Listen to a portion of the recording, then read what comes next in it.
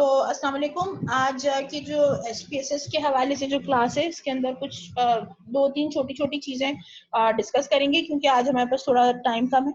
तो थोड़ी सी चीज़ें डिस्कस करते हैं। एक जो चीज़ अभी सवाल है वो आप जिसने सवाल पूछा था उनसे दोबारा सवाल पूछ लीजिए प्लीज। मैडम मैंने ये पूछा था कि जब मैं आपकी प्रैक्टिस इसी तरह कर रही थी तो जो डेटा बनाया गया था उसमें 3 टेबल्स हमने 3 एनालाइज किए थे डेटा। तो मेरे पास 2 टेबल्स में 8 सब्जेक्ट थे फॉर एग्जांपल हमारे पास, तो मेरे पास 13 क्यों मेंशन हो रहे थे, 5 वो मिसिंग सिस्टम में आ रहा था एक ऑप्शन। जब मैंने ये एनालाइज किया था डेटा, डिस्क्रिप्टिव में गई, फ्रीक्वेंसी में गई, आपने डेटा में डिस्ट्रीब्यूट किया था ना एज ग्रुप को। जो ग्रुप डेटा था, जो ऑर्डिनल था उनका अलग था और जो स्केल डेटा था उनमें अलग था। तो मेरे सही। पास एक ऐसा ग्रुप था वो बिल्कुल 8 सब्जेक्ट पे आ रहा था। 2 ग्रुप में मुझे प्रॉब्लम आई। डिफरेंस मुझे ये लगा कि वो मिसिंग सिस्टम कहाँ से आ गए थे 13। आपके पास ऐसा नहीं था जो आपने प्रैक्टिस करवाई थी ना। मैंने जब खुद प्रैक्टिस की थी तो मुझे फील हुआ था, डिफरेंस नजर आया। ठीक है, आंसर कर देती हूँ मैं इसका। देखें यहाँ पे इस वक्त अगर आप ये देखें, ये जो डेटा सेट मैं आपको दिखा रही हूँ इस वक्त, इसमें आपको कितने पार्टिसिपेंट्स या कितने केसेस नजर आ रहे हैं। 1 से स्टार्ट करते हैं। ये डेटा है आपकी क्लास के लिए। मैंने ये डेटा सेट बनाया ताकि इस पे हम डिफरेंट टेस्ट रन कर सकें। ये केसेस चल रहे हैं। अब ये बताइए मुझे, ये केसेस कितने हैं टोटल? 154। ठीक है जी। मैंने इस एक केस को जो इसके नीचे वाला है उसे सिलेक्ट किया और गलती से, मतलब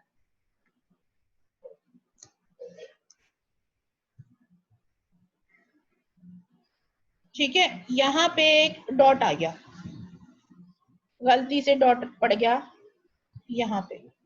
कोई भी वजह थी, मैं बेध्यानी में काम कर रही थी और मैंने जो है वो ये जो 5 केसेस और सिलेक्ट हो गए।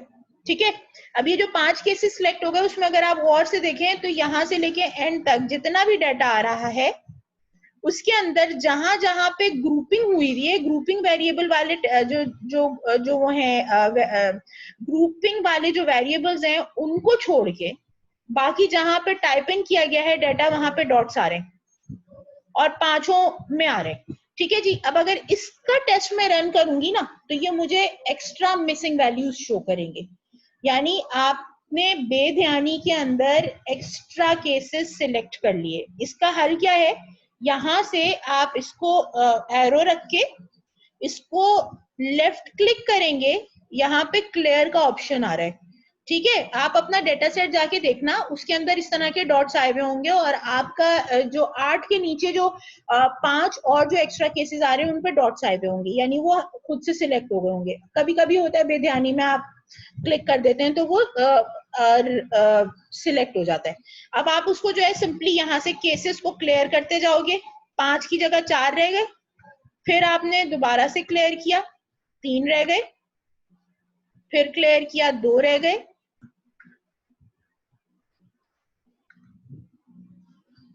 ठीक है जी। अब जब ये क्लियर हो गया तो अब आप ये देख सकते हैं डिफरेंस कि जितने में डाटा मौजूद है वो डार्क है और जहां पे डाटा मौजूद नहीं है वो एम्बोस हुआ हुआ है।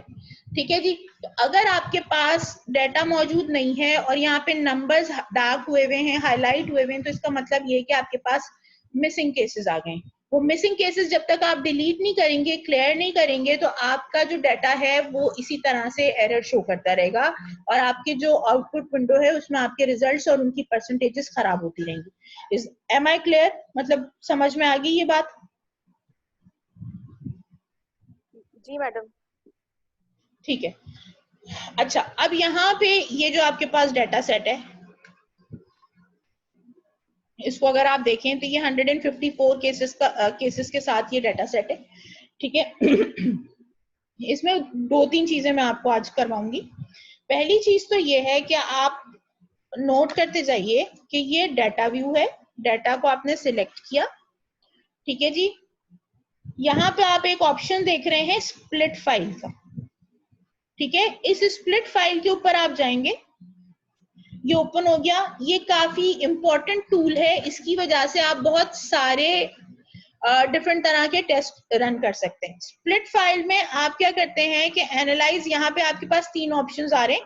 Analyse all cases, do not create groups. दूसरा क्या है, कंपेयर ग्रुप्स, यानी आप पहले कंपेयर करेंगे और उसके बाद फिर उसको सिर्फ ग्रुप्स के दरमियान में फिर जो भी टेस्ट रन कर रहे हैं उसको कंपेयर करेंगे। Organise output by the groups, हमने क्या करना है, कंपेयर ग्रुप्स का ऑप्शन लेकर आएंगे। जैसे ही हम कंपेयर ग्रुप का ऑप्शन लेके आएंगे तो ग्रुप बेस के लिए आपके पास ये जो विंडो है ये सिलेक्ट हो जाएगी। अब आप ये चाह रहे हैं कि कोई एक जो चीज है, कोई एक जो ग्रुप है इंफॉर्मेशन, उसको आप ग्रुप वाइज चेक करना चाह रहे हैं। ठीक है जी, तो अब इसमें हम ढूंढ लेते हैं कि हमें क्या चीज चाहिए।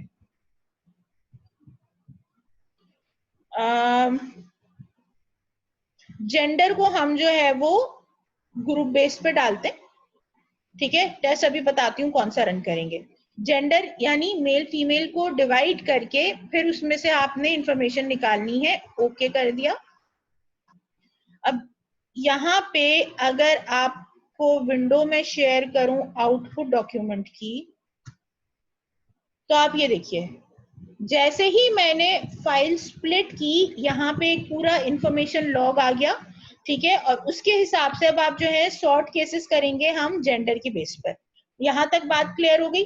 आगे चलते हैं, दोबारा से मैं स्क्रीन शेयर कर रही हूँ पुरानी वाली। अब मैंने क्या करना है, मैं इसमें देखना चाह रही हूँ कि जो आपके पास ये, अच्छा पहले एक चीज यहाँ पे आप नोट कर लीजिए कि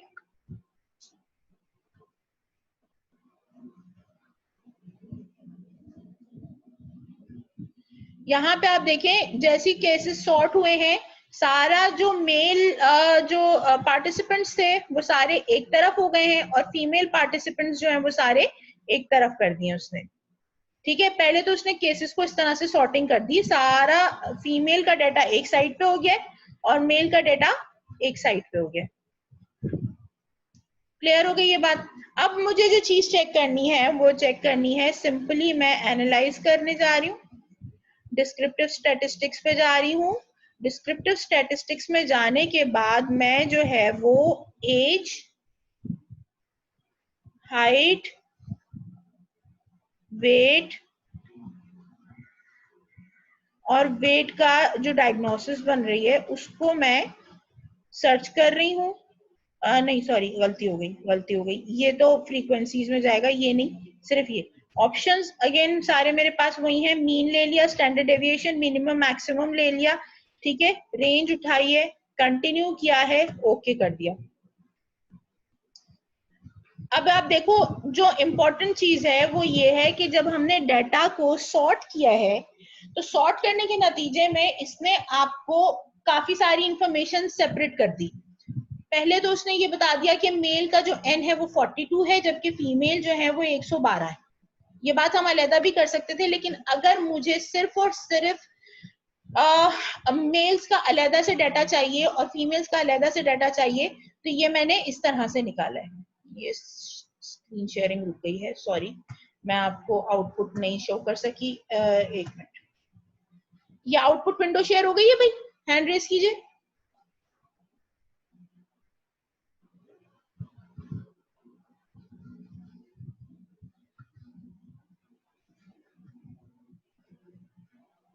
अच्छा, अब यहाँ पे इस आउटपुट विंडो में अगर आप देखते हैं तो यहाँ पे सॉर्ट किस तरह से हुआ है कि कल का जो हमारे पास, एक मिनट ठहरे, एक और कल की जो आप लोगों को जो कल की जो क्लास हुई थी उसमें याद है कि हमने जब एज को किया था, डिस्क्रिप्टिव स्टैटिस्टिक्स निकाली थी एज की, तो एज बिल्कुल सारे जितने भी पार्टिसिपेंट्स थे उनकी जनरल एज निकाल के दी थी उसने, याद है? हैंड रेस करें। जब हम टेस्ट रन कर रहे थे और हमने एज और हाइट और वेट वगैरह चेक किया था तो वो सबकी एक जनरल, इसमें मेल और फीमेल की सॉर्टिंग नहीं हुई थी। ठीक है जी, लेकिन अच्छा इसको एक और काम भी करते हैं, इसके साथ ही मैं आपको एक और चीज करके दिखाती हूँ तो आपको और क्लियर हो जाएगा। स्प्लिट फाइल को अगर आप दोबारा क्लिक करेंगे और ग्रुप को वापस अपने वापस करके और दोबारा से एनालाइज ऑल केसेस कर देंगे तो ये जो स्प्लिटिंग का मैकेनिज्म है ये खत्म हो जाएगा। इसको ओके कर दें, स्प्लिट फाइल खत्म। अब आपकी जो फाइल है वो स्प्लिट नहीं करेगी। अब एक काम ये करते हैं कि दोबारा से यही वाले जो तमाम जो चीजें थी उसको दोबारा से डिस्क्रिप्टिव स्टैटिस्टिक्स में ले जाके दोबारा से यही तमाम चीजों को इन्हीं तमाम वेरिएबल्स के साथ दोबारा से टेस्ट कर लेते हैं।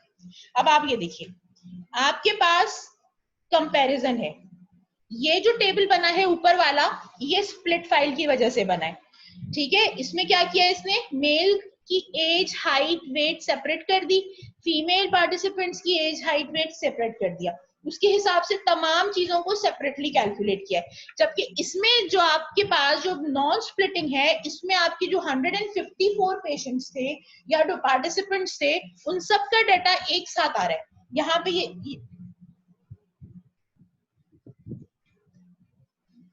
ये बात क्लियर हुई? स्प्लिटिंग का फायदा समझ में आया? ठीक है जी। अब यहाँ पे आप देख सकते हैं, आपको यहाँ से पता चल रहा है टोटल 154 पार्टिसिपेंट्स थे यहाँ पे, उनमें से लेकिन मेल जो है वो 42 हैं और फीमेल्स जो हैं वो 112 हैं। अच्छा, उसके बाद जो रेंज बन रही है, रेंज को छोड़े, मीन के ऊपर आ जाए। एज, जो मीन एज है वो 50.59 आ रही है in case of general population. लेकिन अगर हम मेल की मीन एज देखते हैं तो जो मेल पार्टिसिपेंट्स थे वो ज्यादातर जो थे वो 56.24 की रेंज थी और रेंज कर रहे थे 76 हाईएस्ट एज थी ईयर्स में, और 35 जो थी वो लोएस्ट थी, रेंज 41 की बन रही थी। ठीक है।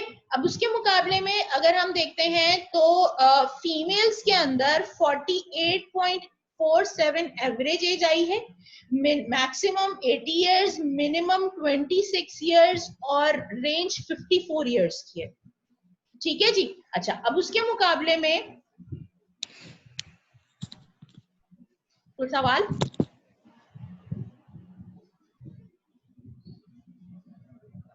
किसी को कोई सवाल पूछना है बेटा? ऑलराइट। अच्छा, उसके बाद फिर अब आप देखो कि चूंकि पार्टिसिपेंट्स फीमेल ज्यादा थी तो आपका जो कंबाइन जो ग्रुप आया है उसमें 50.59 जो है एवरेज एज आई है, मिनिमम और मैक्सिमम वही है जो ऑब्वियसली फीमेल्स का था, तो जो रेंज, जो जनरल रेंज बन रही है वो 54 की बन रही है। ठीक है जी। इसमें कहीं इस हद तक कोई क्वेश्चन, कोई प्रॉब्लम?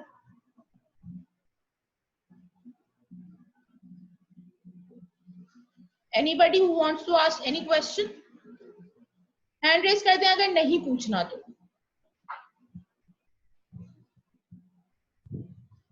ओके जी, थैंक यू। इसके बाद फिर हमारे पास इसी तरह से हाइट और वेट के हवाले से भी आप देख सकते हैं कि एवरेज मेल जो हाइट है वो है 165.786 सेंटीमीटर, फीमेल्स में है 153.089 सेंटीमीटर, जबकि जो जनरल हाइट बन रही है वो है 156.552 सेंटीमीटर। अच्छा, वजह उसकी क्या है कि अगेन फीमेल्स ज्यादा थी, तो जब ज्यादा फीमेल्स थी तो उनकी तरफ का एवरेज जो है वो आ रहा है। जो मर्द हजरात हैं, ऑब्वियसली जो ऊपर वाली जो हाइट के जो मर्द हजरात होंगे वो थोड़े से कम होंगे, और जो कम हाइट के जो मर्द हजरात हैं वो थोड़े से ज्यादा होंगे, तो उसकी वजह से जो रेंज है वो इस तरह की बन रही है। लेकिन अगर आप देखें तो यहाँ एज थोड़ी सी, हाइट, इनकी जो रेंज है वो काफी डिफरेंट आ रही है कि जो मर्दों में जो रेंज है, हाइट की जो रेंज है वो 33.5 ईयर्स सेंटीमीटर्स की है, फीमेल्स में 33 सेंटीमीटर्स की है, जबकि जो जनरल ग्रुप है उसमें रेंज जो है वो 47.5 बन रही है, क्योंकि हाईएस्ट जो है वो मेल की हाइट आ रही है, ठीक है जी, और लोएस्ट जो है वो फीमेल की हाइट आ रही है। यहां तक कोई चीज जो समझ में नहीं आई? तो पहला ऑप्शन जो मैंने आपको अभी सिखाया है वो स्प्लिट फाइल का है। इसमें कोई चीज जो आप लोगों को समझ में नहीं आई है स्प्लिट के हवाले से, वो अभी आप पूछ सकते हैं, नहीं तो मैं दूसरी चीज शुरू करूं। दूसरा टॉपिक शुरू करूं?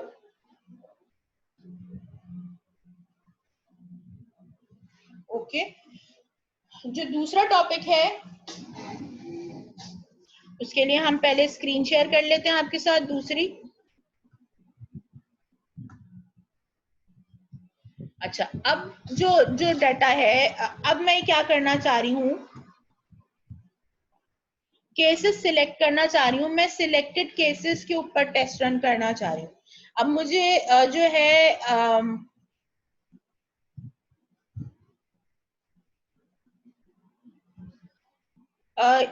किसके ऊपर करूँ, एथनिसिटी की बेस पर कर लूँ सिलेक्ट केसेस?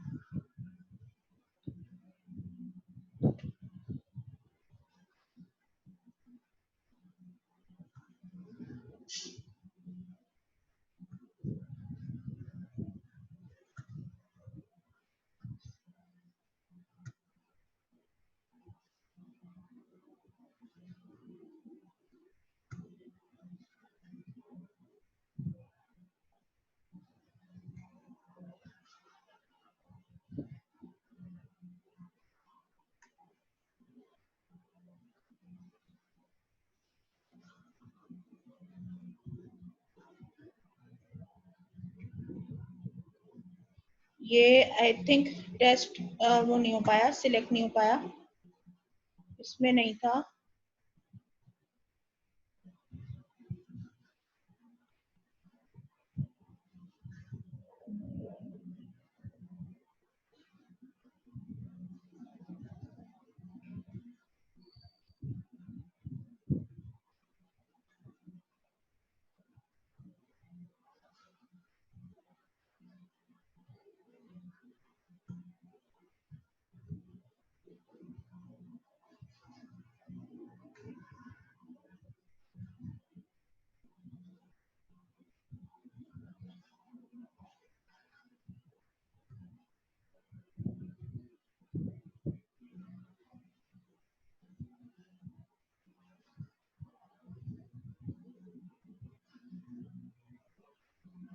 अच्छा, ये फंक्शन जो है इस वक्त रन नहीं हो पा रहा है, तो हम इसको छोड़ देते हैं, दूसरा फंक्शन जो है वो करते हैं, ठीक है। तो ये जो ट्रांसफॉर्म वाला है, सॉरी जो डाटा स्प्लिट वाला है, इसको अभी हम नहीं कर रहे, इसको हम बाद में करेंगे, ठीक है।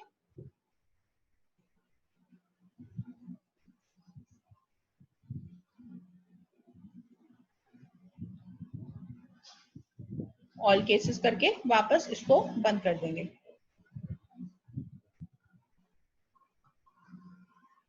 ये फंक्शन मैं आपको बाद में बताती हूँ। इसके बाद फिर हम आपको बताते हैं एक ये जो बहुत इंपॉर्टेंट चीज है, ये एक जो डाटा है, इसकी बेस पर क्या है कि आपके पास जो अवेलेबल डाटा है उससे नया वेरिएबल कंप्यूट कर सकते हैं। नया वेरिएबल कंप्यूट करने का मतलब क्या है कि फॉर एग्जांपल आपके पास हाइट मौजूद है पेशेंट की, वेट मौजूद है पेशेंट का, और उसकी बेस पर आप उसका बॉडी मास इंडेक्स जो है वो कैलकुलेट कर लें। या आपके पास किसी भी किस्म के कोई रेशोज हैं, वो आपको पहले जो है वो क्या करना पड़ेगा कि भाई पहले आप उनकी सारी डिटेल्स निकालें, फिर उसके बाद रेशियोज को कैलकुलेट करें, रेशियोज को कैलकुलेट करके फिर वो वैल्यू यहाँ पे लिखें। उसकी जगह आपके लिए आसानी ये है कि आपके पास अगर जो बेसिक जो फॉर्मूला में पढ़ने वाली तमाम चीजें अगर मौजूद हैं, तो अगर आप उनको जो है वो फॉर्मूला में मौजूद होने वाली जितनी चीजें मौजूद हैं उनको आप फॉर्मूला में डाल देंगे, तो यहाँ पे वो आपको खुद ही कैलकुलेट करके दे देगा, और आपको जो है इंडिविजुअली तमाम पार्टिसिपेंट्स का जो डाटा है वो कैलकुलेट नहीं करना पड़ेगा। आसानी सिर्फ इतनी हो जाती है कि with in fraction of a second आपके पास जितने भी आपके पास जो पार्टिसिपेंट्स हैं उनका डाटा कैलकुलेट हो जाता है, ठीक है। अब हमारे पास हम जो डाटा कैलकुलेट कर रहे हैं वो बीएमआई का करें, क्योंकि हमारे पास इस वक्त न्यूमेरिक डाटा जो है वो पड़ा हुआ है, हमारे पास हाइट और वेट पड़ा हुआ है, ठीक है जी। अब क्या करेंगे हम इसमें, वेरिएबल का नाम सेट किया बीएमआई, ठीक है जी। न्यूमेरिक एक्सप्रेशन, मुझे आप में से कोई एक अगर बीएमआई का फॉर्मूला बताए, बीएमआई का फॉर्मूला क्या है बेटा, जल्दी से सर्च करके बताइए मुझे।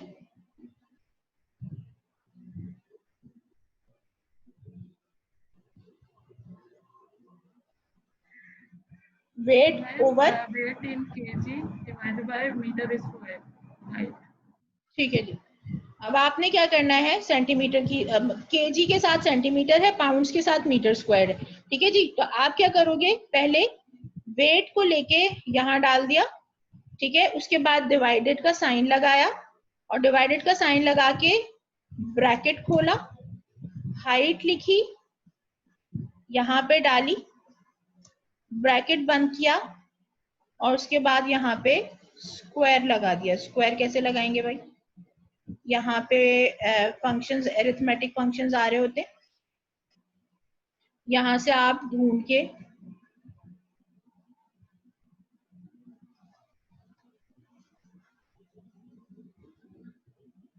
मैम यहाँ हाइट सेंटीमीटर में है। सॉरी क्या कह रहे हैं? मैम फॉर्मूले में सेंटीमीटर में, वेट केजी में है।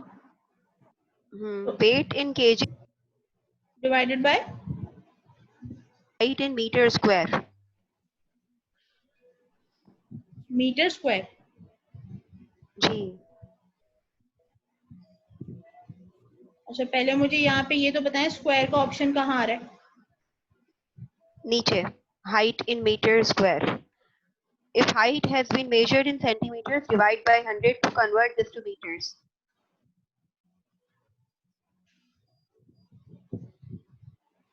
एक मिनट है, क्या बोल रहे हैं आप कि हाइट को मीटर स्क्वायर में डालना है?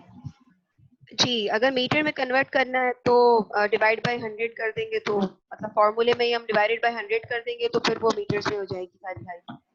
ठीक है, तो पहले आप उसको जो है मीटर स्क्वायर में, पहले यही काम कर लेते हैं, ट्रांसफॉर्म करना है आपको, कंप्यूट वेरिएबल कर रहे हैं, आप क्या कर रहे हैं, हाइट कर रहे हैं मीटर में, तो आप क्या करेंगे, फॉर्मूला बताइए दोबारा से। हाइट ली आपने, सेंटीमीटर में हाइट है, उसको आपने क्या किया, डिवाइड किया बाय 100 किया और ओके कर दिया। सॉरी कैंसिल, ये एग्जिस्टिंग वेरिएबल है, हाइट को हम इसके साथ फिर इसके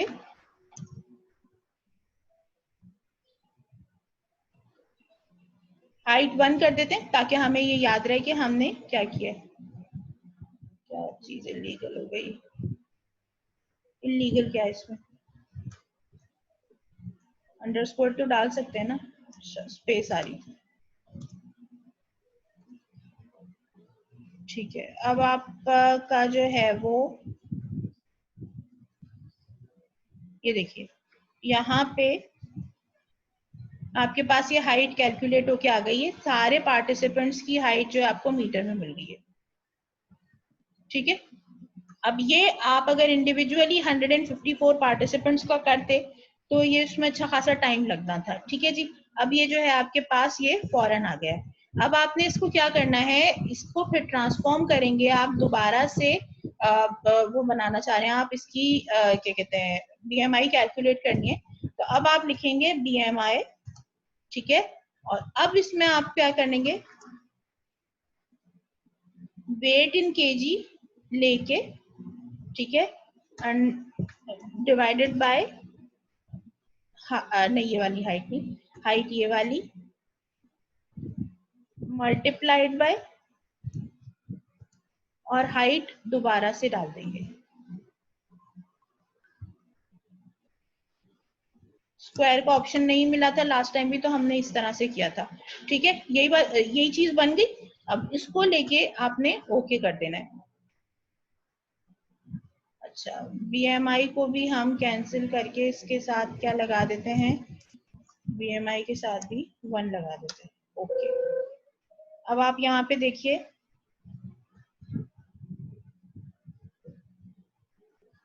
ये लीजिए भाई, आपका बीएमआई कैलकुलेट हो गया यहाँ पे। ठीक है, अब इस बीएमआई की लेवल पे आप चेक कर सकते हैं कि आपके जो पार्टिसिपेंट्स हैं वो ओवरवेट हैं, अंडरवेट हैं, ये क्या है, ओबीज हैं, क्लास 1 या क्लास 2, कौन सी ओबेसिटी है उनकी। क्लियर है ये बात, कंप्यूट वेरिएबल करना आ गया, समझ में आ गया सबको।